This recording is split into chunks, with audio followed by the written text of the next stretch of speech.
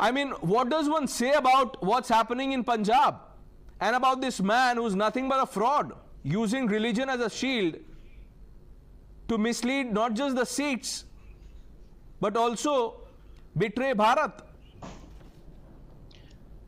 Good evening, Pranesh, and good evening to my fellow panelists. Look, I will comment on what is happening in Punjab in a minute. But first, let me wholeheartedly condemn what transpired in London. The desecration, Pranesh, of our flag atop of our embassy in the heart of London by Khalistani vandals and hoodlums is totally unacceptable. And the British Prime Minister should make sure heads roll for this.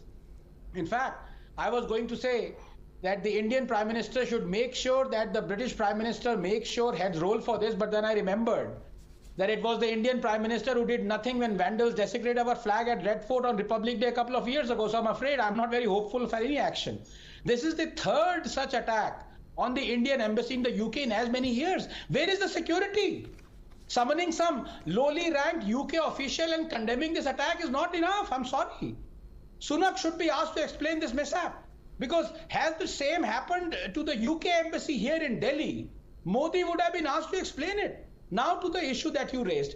It is going to be 2 days, Pranesh, and Amrit Pal Singh still hasn't been nabbed. What is happening in Punjab? It is scary. I am a child of the 80s, Pranesh, and I remember how for all practical purposes, honestly, we thought then that we had lost Punjab forever. Until Mr. KPS Gill came along. Sadly, we don't have any KPS Gills anymore. There is no doubt that the Punjab state government is proving itself to be wholly inept at handling the law and order in the border state. If it isn't the daily drone attacks, the drug mafia murders, the blasphemy killings, it is the police stations being run over by Khalistani separatists and anarchists to get alleged kidnappers released, and now not able to nab a Khalistani for 2 days.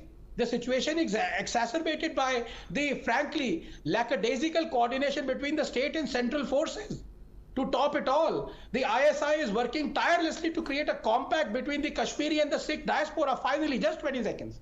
One must not shirk away from blaming the center in all this developing mess as well, Pranesh, because let us not forget how anarchists and middlemen and Khalistani separatists and supporters were mollycoddled by the center.